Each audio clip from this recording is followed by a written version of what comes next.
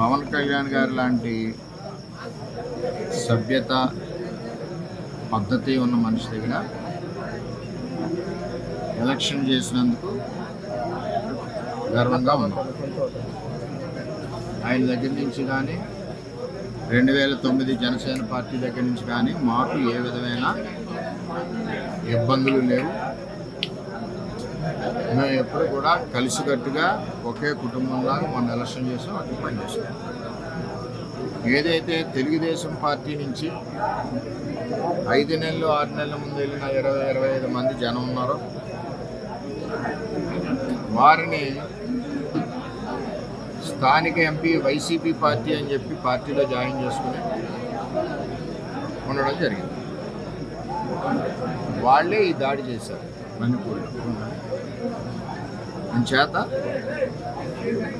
చాలా అవుతుంటాయి, మేము ఫేస్ చేయగలం. మాకు చేతగా కాదు, చేతగా తతంలో కాదు. మేము ఈ దాడి ప్రత్యక్షంగా పోలీసులు ఉన్న చోట జరిగింది, పోలీసులు ఉన్నప్పుడు జరిగింది.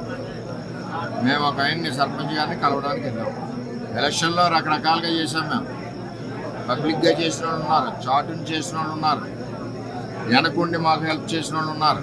ఇవన్నీ మేము చెప్పం కదా, ఊరందరికీ చెప్పాలని పని నాకు లేదు కదా. నాకు ఆయన బాధ్యత చెప్పారు ఎలక్షన్, ఆ బాధ్యత నేను నెరవేర్చాను. అందుచేత వాళ్ళు దాడి చేశారు, చాలా దారుణంగా దాడి చేశారు.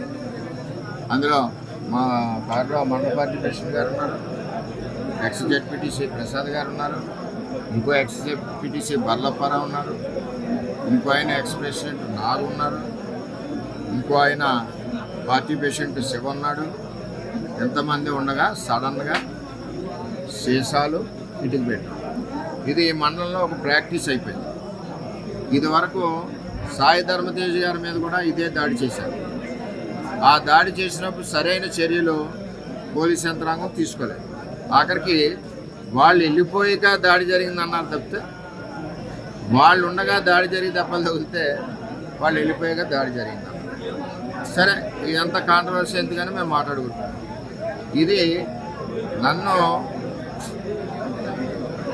చంపడానికి కుట్ర జరిగింది. అంటే నాకు కూడా కార్యకర్తలు కూడా 150 మంది కూడా ఉన్నారు కాబట్టి ఇవన్నీ సీజన్ బ్యాంకులు వీళ్ళంతా కారులో ఇటుక బెడ్లు, 2-3 గాయాలు, ఇవన్నీ జరిగింది. సరే చూద్దాం ఏమవుతాం. ఇవన్నీ ఇటువంటి పిరిగి పంద చర్యలకు భయపడేది ఏముండదు.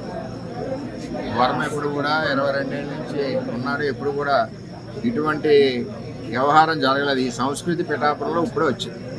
ఇప్పటివరకు పిఠాపురంలో ఇటువంటి సంస్కృతి లేదు. చట్టం ఉంది కదా, రిపేర్ చేయించిన కారు సెంట్రల్లోనే ఉంచేస్తారు. పోలీసు సరైన నిర్ణయం తీసుకునే వరకు ఆ కారు ఈవేళ ఇక్కడ గెస్ట్ హౌస్ దగ్గర ఉంది, రేపు రోడ్డు మీద సెంటర్లో పెట్టేస్తారు లాక్ చేసి. దాడి ఎవరు చేసినట్టు సార్? కొత్తగా తెలుగుదేశం పార్టీ నుంచి కొత్తగా వెళ్ళిన జనసేన నాయకులు బండిపూడి సంబంధించి ఇంకా ఉన్నారు. వాళ్ళ చరిత్ర కూడా ఇదివరకు అదే. అందుకనే పార్టీలోంచి పంపించాము, ఆ పార్టీలో తీసుకున్నారు. అది ఎవరి పార్టీ వాళ్ళ ఇష్టం, మనం వద్దని అనడానికి లేదు. సరే, ఏం జరుగుతుందో ఆలోచిద్దాం. మా నాయకులు అయితే కంప్లైంట్ వద్దన్నారు, మేము ఇప్పటివరకు కంప్లైంట్ కూడా ఇవ్వలేదు. జనసేన అధినేతకి నిన్నటికి నేటికి కూడా మీరు దేవుడిలాగే కనిపించారు, దేవుడు అనేసి అని అంటున్నారు. ఇప్పుడు జన సైనికులు కానీ నాయకులు కానీ విధమైన చర్యలపై తమ ఏ విధమైన జనసేన నాయకుడికి కానీ 2009 జనసేన తమ్ముళ్ళకి కానీ మాకు కానీ ఏ విధమైన ఇబ్బందులు గొడవలు లేవు. అంతా కుటుంబంలా ఉన్నాం. ఏదైతే తెలుగుదేశం పార్టీ నుంచి వెళ్ళిన నాయకులు ఉన్నారో 20-25 మంది, వాళ్ళందరూ మా పార్టీ కార్యకర్తల మీద దాడి చేస్తున్నారు, మా మీద దాడి చేస్తున్నారు, నా మీద ఫస్ట్ టైం ఈ విధంగా చేస్తూ ఉన్నారు. చట్టం ఉంది కదా, చూద్దాం. మా నాయకులు అయితే ఇప్పటివరకు కంప్లైంట్ ఇవ్వలేదు. నాయకులు మా మండల పార్టీ ప్రెసిడెంట్ గారు వెళ్ళి చూసి కంప్లైంట్ ఇవ్వాలా. మరి అందరూ కూడా బుద్ధి చెప్పగలను, అందరికీ చేతనం అవుతుంది కదా. ఏం చేయాలన్నది వాళ్ళు నిర్ణయిస్తారు.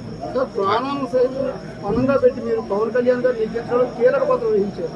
ఈ రోజు మీరే చెప్తున్నారు ప్రాణాలు కూడా తీయబోయారని చెప్పి అదే జనసేన కార్యకర్తలు వన్నిపూడి గ్రామంలో ఉంటున్నారు. అసలు ఏంటి సార్ ఇక్కడ సవరణ జనసేనలోకి తెలుగుదేశం పార్టీలోంచి వెళ్ళిన జనసేనకి వెళ్ళిన కొత్త జనసేన కార్యకర్తలు అని చెప్తున్నాను.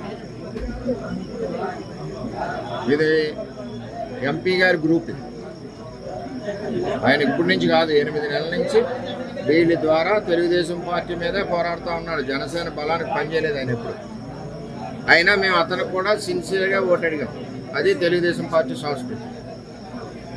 మీకు మినిస్ట్రీ రాకుండానే ఎలాంటి కొన్ని ఆరోపణలు చేస్తున్నారు సార్ దాంట్లో? ఏమండి, ఎవరు ఎన్ని కుక్కలు మురిగినా నాకేమీ ఇబ్బంది లేదు. నేను ఎవరికి భయపడి మనిషిని కాదు. 22 ఏళ్ళ నుంచి ప్రజల్లో ఉన్న మనిషిని. నేను ఎవరికి భయపడను.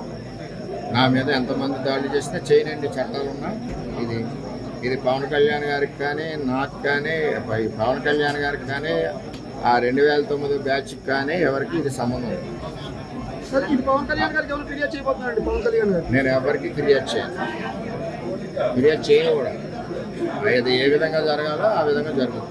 మరిన్ని వీడియోస్ కోసం ఛానల్ ని సబ్స్క్రైబ్ చేయండి. లేటెస్ట్ అప్డేట్స్ కోసం వాట్సాప్ ఛానల్ ని ఫాలో చేయండి. అండ్ లింక్ డిస్క్రిప్షన్ లో ఉంది.